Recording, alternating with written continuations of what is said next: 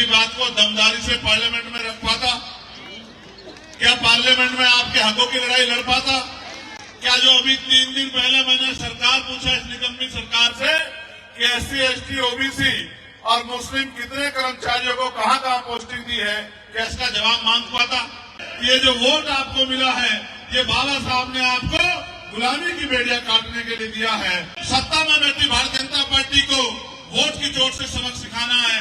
अकेला चंद्रशेखर आजाद बताओ पार्लियामेंट में सबसे ज्यादा बोलता है नहीं बोलता है? बताओ। चाहे पुरानी पेंशन का मामला हो, चाहे PRD के जवानों का मामला हो, चाहे पुलिस के जवानों का मामला हो, चाहे मजदूरों की न्यूनतम वेतन का मामला हो, जो मैंने 29 जुलाई को उठाया था और उसके बाद सरकार को 783 रुपए न्यूनतम वेतन करना पड़ा कि 1,42,000 वैकेंसी टीचरों की, पढ़े लिखे बच्चे बेरोजगार घूम रहे हैं, उनको नौकरी रोजगार क्यों नहीं देती सरकार?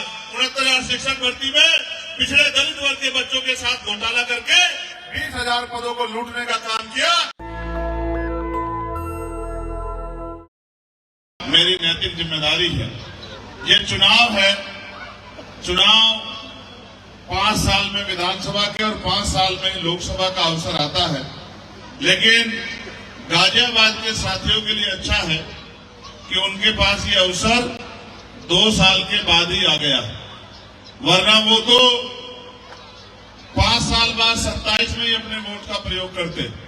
मैं पिछली बार भी जब पार्षदी का चुनाव था तो यहाँ आया था, यही पार्क था।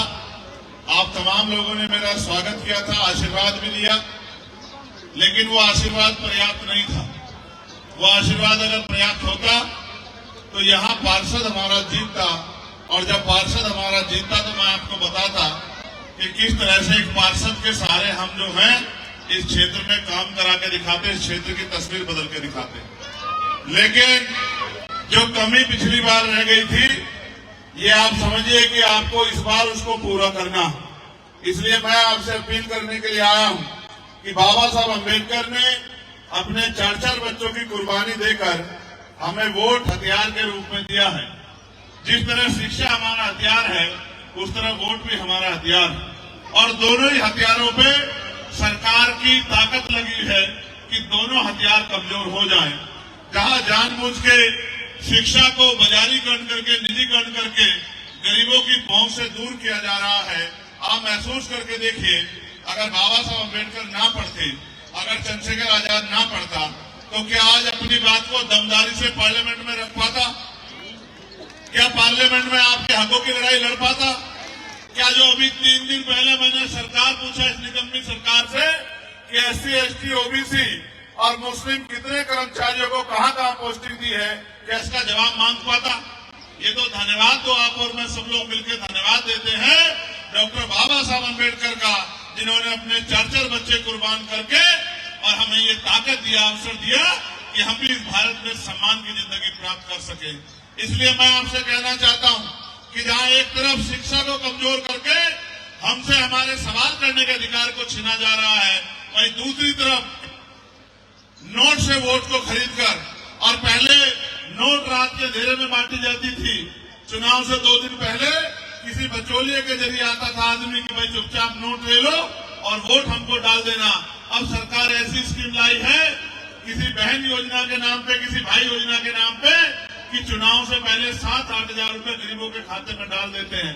जो रोटी के लिए मोहताज है, उनके लिए 7-8 हजार रुपए बड़ी रकम होती है, और वो स्वाभिमानी लोग हैं, ईमानदार लोग हैं, ये सोचते हैं इन्होंने हमें 7-8 हजार रुपए दिए तो हम इनको वोट दे देते हैं, मगर वो ये भूल जाते हैं कि ये जो वोट आपको मिला है, ये बाबा साहब ने आपको गुलामी की बेड़िया काटने के लिए दिया है। ये वोट आपको अपनी जिंदगी में बदलाव के लिए दिया है। अभी भाई सतपाल कह रहे थे कि यहाँ स्कूल नहीं है, यहाँ कॉलेज नहीं है, यहाँ हॉस्पिटल नहीं है। क्यों नहीं है? इस सवाल का जवाब आप अपने आप से पूछो। यहाँ इसलिए नहीं है क्योंकि यहाँ रहने वाले लोगों को वो आज भी इंसान नहीं मानते। जिनको वो इंसान मानते हैं उन बस्तियों में बढ़िया बढ़िया काम कराते हैं, वहाँ साफ सफाई होती है, वहाँ इज्जत की जिंदगी लोगों को मिल रही है, और आपके हिस्से में आज भी बेकदरी आ रही है। इसलिए मैं आपसे कहना चाहता हूँ कि ये वोट हमारा हथियार है, इसका प्रयोग इतनी समझदारी से होना चाहिए कि सांप भी मर जाए और लाठी भी ना टूटे। एक तरफ जहाँ हमें सत्ता में बैठी भारतीय जनता पार्टी को वोट की चोट से सबक सिखाना है, वही हमें अपनी ताकत भी बनानी है कि जिस तरह अकेला चंद्रशेखर आजाद, बताओ पार्लियामेंट में सबसे ज्यादा बोलता है नहीं बोलता है, बताओ।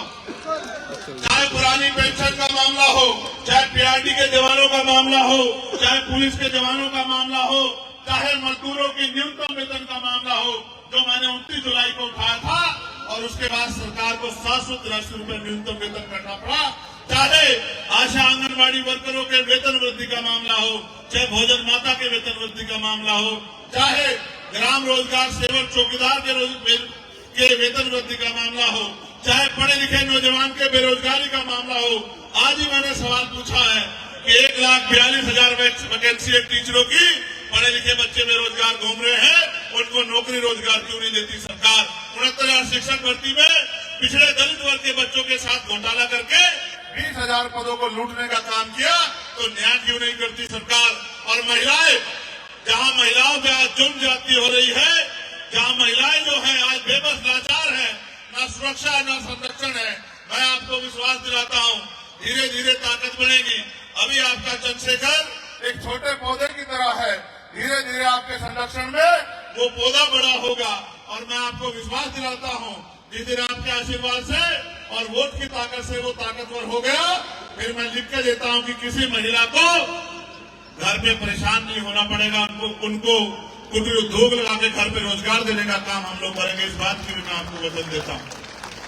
हम तो कोशिश कर रहे हैं कि महापुरुषों के सपने को आगे बढ़ाने के लिए अपने जीवन का जो भी योगदान हो सकता है उसको दो। और आज ये भी जानते हो, इस कड़ी में जब मैं पिछली बार आया था तब ये हालत नहीं थी, लेकिन आपको पता है उसके बाद मुझे गोली भी खानी पड़ी। 4 गोली मेरे ऊपर चलाई गई और उसको चलाने का एकमात्र मकसद था, क्योंकि वो जानते हैं कि ये बाबा साहब अम्बेडकर और काशीराम साहब के सपनों पे काम करने वाला ईमानदार सिपाही है। अगर इसको ऐसे नहीं रोक सकते, इसको खरीद नहीं सकते, तो इसको जान से मार दो। मैं मानता हूं कि जब तक मेरी माँ बहनों का आशीर्वाद और मेरे बड़ों का हाथ मेरे सर पे है, जब तक ईमानदारी से हम लोग काम कर रहे हैं, इन गोलियों से कुछ नहीं होने वाला। जब तक आपका आशीर्वाद मेरे साथ रहेगा, मैं आपको विश्वास दिलाता हूं कि आपने हमेशा मुझे ताकत दी है। एक बार इस ताकत को और मजबूत कीजिए। यहाँ आप इतनी संख्या बल पे हैं, आप चाहे तो अपने आप अपना एमएलए बना सकते हैं। यहाँ और भी प्रत्याशी लड़ रहे हैं, सब अच्छे हैं, मैं किसी को बुरा नहीं कह रहा हूँ।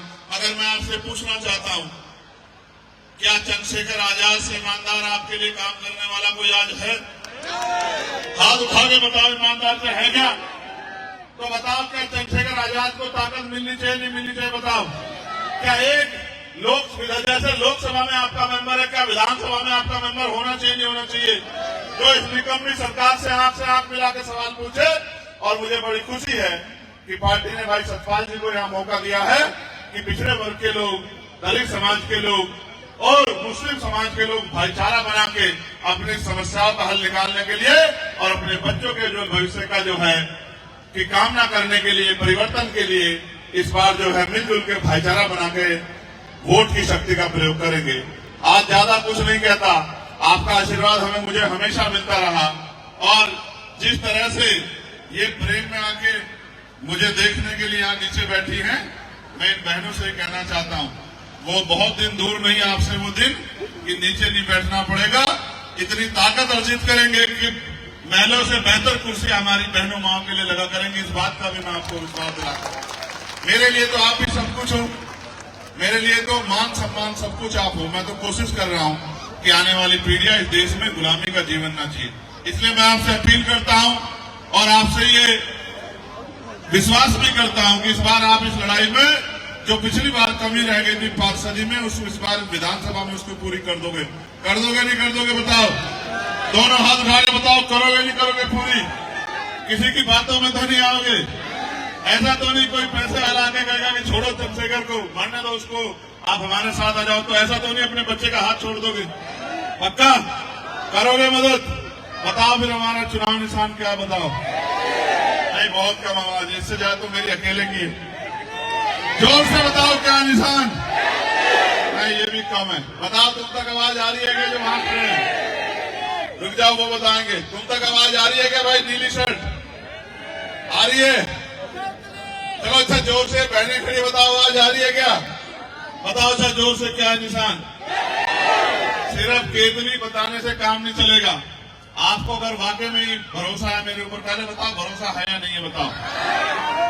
जो 2 हाथ उठाएगा उसी की बात मानी जाएगी। पक्का भरोसा है? तो मेरी एक बात पे गौर कर लो, अगर वास्तविकता में भरोसा है तो फिर अकेला मत छोड़ो, फिर अपने आप काम करो। आपके जेब में फोन है, इस फोन का प्रयोग करो।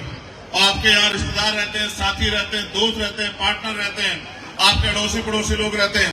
आपने वोट दे के सबको बनाया है। इस बार आपका नंबर है कि आप सबसे अपील करो कि इस बार आप हमें वोट दो। आप अपने घर से निकल के जिस तरह से आप अपना घर चलाने के लिए 8 घंटे मेहनत मजदूरी करते हैं, अपने बच्चों का पेट पालने के लिए और उनको अच्छी शिक्षा दिलाने के लिए, अच्छे कपड़े दिलाने के लिए, अच्छा पानी पिलाने के लिए, सम्मान के जीवन के लिए, तो इस लड़ाई में भी, सम्मान की लड़ाई में भी 1 घंटे 15-20 मिनट, आधे घंटे का योगदान करो।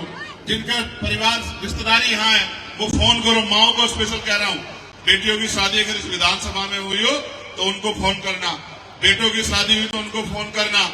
यहाँ आपकी बहन रहती हो, बच्चों की बुआ रहती हो, बच्चों की मासा रहते हो, सबको फोन करके एक ही बात कहनी है कि इस बार इधर उधर नहीं भटकना, इस बार अपने भाई को मजबूत करना, उसके हाथों में ताकत देनी है कि निकम्मी सरकारों से जो अधिकार इन्होंने हमारे छीन रखे हैं, वो हमारा भाई वो अधिकार हमें लाके हमारे घरों तक दे और हमें इज्जत सम्मान की जिंदगी मिले। मैं आपका धन्यवाद करता हूँ।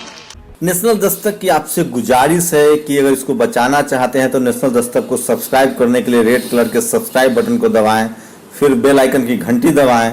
नेशनल दस्तक को बचाने के लिए बहुत जरूरी है कि हर खबर को शेयर करें, लाइक करें, कमेंट जरूर करें।